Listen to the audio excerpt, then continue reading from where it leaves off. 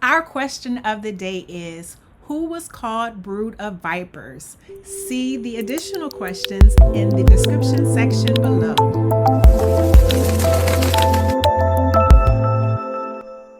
As we continue our warm up, let us pray. Heavenly Father, we come to you, Lord, thanking you that you are El Roi, the God who sees us, God. And because you see us, Lord, we know that you will be our peace in the midst of tests, trials, and tribulations, God. We know that you will be our way maker. We know that you will be our promise keeper. We know, God, that you will continue to be the shelter in the time of storm, the one who will never leave us nor forsake us. Holy Spirit, because God sees us, help us to not just be talkers, but help us to be doers. Help us to have the heart and the mindset to clean up what we keep messing up. Father God, thank you for seeing us spiritually, physically, emotionally, God. We thank you, God. Continue to see us, God. Continue to see us through the light of Jesus the Christ. Thank you, Father. In Jesus' name we pray. Amen. Before we begin, I'd like to invite you to help spread the good news of Jesus. Please hit the buttons like, subscribe, and this will help others find this Walk With Me channel.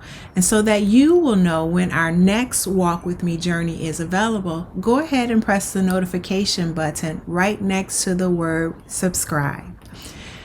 As for Matthew chapter 3, on a make it personal level, it is a reminder that once we give our lives to Christ, we must go beyond the outward appearance of salvation and take on the inward appearance of change. Because El Roi, the God who sees us clearly, sees and knows if we are just being pretended Christians. So we, you and I, must ensure that we are repenting from the heart and not just from the mouth. For verses 1 and 2, it is an introduction of John the Baptist. And so John shows up on the scene with a message of repent, for the kingdom of heaven is at hand. Verse number 3 says, for this is he that was spoken of by the prophet Isaiah, saying, the voice of one crying in the wilderness, prepare ye the way of the Lord, make his path straight. And so this quote or scripture reference comes from Isaiah chapter 40, verse 3. And Isaiah is part of the Old Testament. And so Isaiah, the book of Isaiah, is found in the section that's known as the major prophets. In the Old Testament, there are 5 sections, and those sections are the law, then you have the history, then there's the poetry, the major prophets section, and the minor prophets sections. The major prophets does not mean that they were greater than the minor prophets. It just means that the major prophets wrote more than the minor prophets. So Isaiah is found in the Old Testament in the major prophet section. Another thing that this particular verse says to me is that there is a plan for your life. John showed up on the scene, but it was written about John hundreds of years ago before he even showed up. And so basically what I'm saying is that you were not an accident. You're not just here just to be being here. There is a purpose for your life, and who knows that purpose better than God? And so we must seek his face so that we understand our place here, our purpose, our whatever God has for us. As for verse number 4, it says, and the same John had his raiment of camel's hair, and a leathern girdle about his loins, and his meat was locusts and wild honey. And so initially when I read this scripture, a question popped in my mind of curiosity, like, I wonder why did they describe John's appearance? And so to me, this says that John, though he wasn't ordinary, he was just an ordinary man, meaning that he wasn't the Pharisees or the Sadducees who were known to teach. He was just like you and I in a sense. So when you have someone that's unusual or ordinary coming out saying repent, basically saying what the Bible is saying, it draws your attention to like, who is this person? Now, also understand that this particular description of John also fits the description of Elijah in the Old Testament. And so he was compared to Elijah. And so to understand that there is a description of Elijah, well, there's a description that says Elijah, the forerunner of the Messiah. And that comes from the Old Testament. And so to understand that Elijah had the same description of him as far as like hairy and the leather belt around his waist, that can be found in 2 King chapter 1. And that particular story is about a man named Ahaziah who has an interesting story. Well, basically he sent out some messengers and the messengers returned with a word that pretty much Ahaziah did not like, but he wanted to know who was this messenger. And the only thing that they could give Ahaziah was that this man was a hairy man wearing a leather belt around his waist. And that made Ahaziah say, oh, that was Elijah. To fast forward through Matthew really quickly, Matthew chapter 17 verses 12 and 13 says, but I say to you that Elijah has come already, and they did not know him, but did to him whatever they wished. Likewise, the Son of Man is also about to suffer at their hands. Then the disciples understood that he spoke to them of John the Baptist. So, back through the Bible where they said that Elijah would be the forerunner of the Messiah, this Elijah, the forerunner of the Messiah, is John the Baptist. As far as verse number 6, it says, and were baptized of him in Jordan, confessing their sins. Baptism is an outward sign of repentance. However, John is saying, no, you're not just going to be baptized. You also need to confess your sins.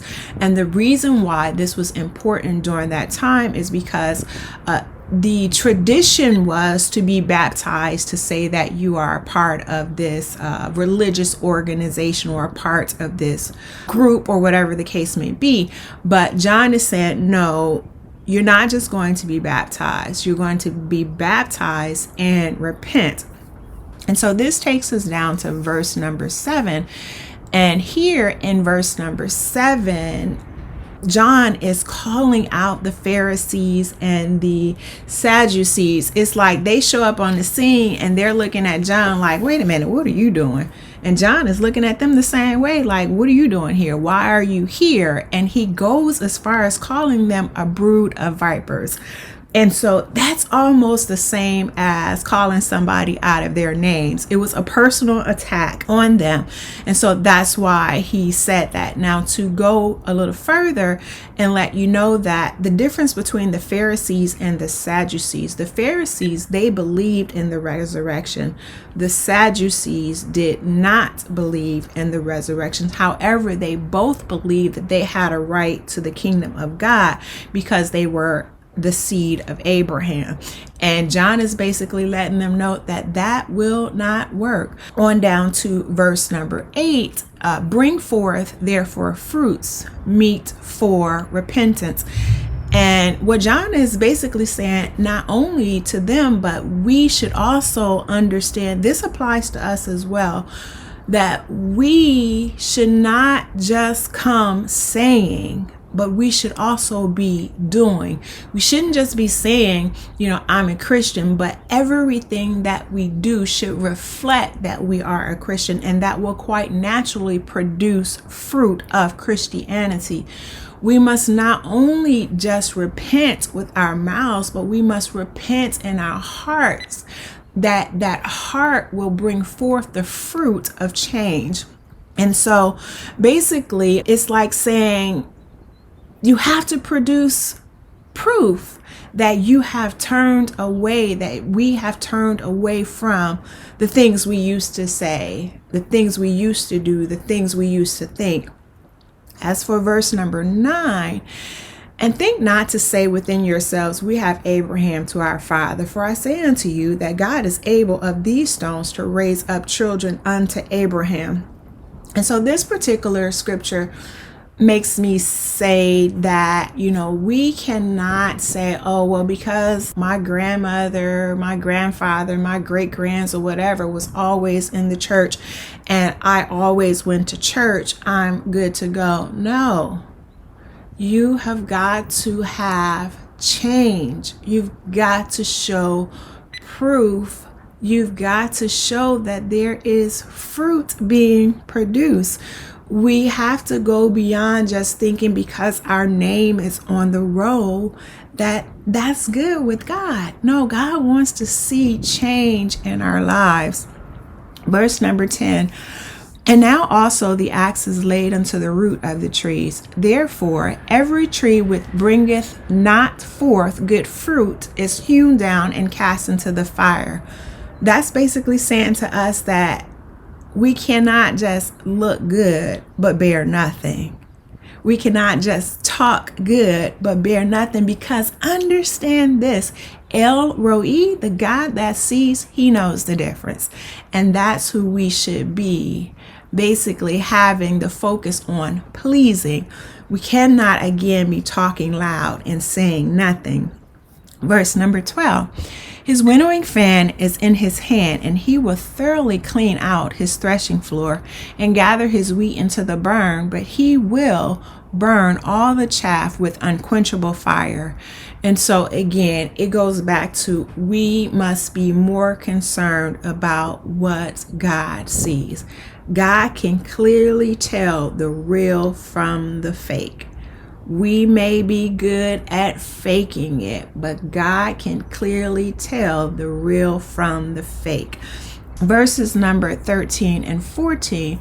Then Jesus came from Galilee to John at the Jordan to be baptized by him. And John tried to prevent him, saying, I need to be baptized by you, and you are coming to me? Remember back in verse number 2 and 6, John's message was repent, for the kingdom of heaven is at hand. And basically people were being baptized and confessing their sin. So John had a message of repent. That was his whole thing, be baptized and repent. But Jesus had nothing to repent from. So quite naturally, he's going to say to, John is going to say to Jesus, I have need to be baptized of thee. But Jesus is saying, look, this must be fulfilled. God's will must be fulfilled. Don't push back on me on this. We're doing this so that God's will can be fulfilled.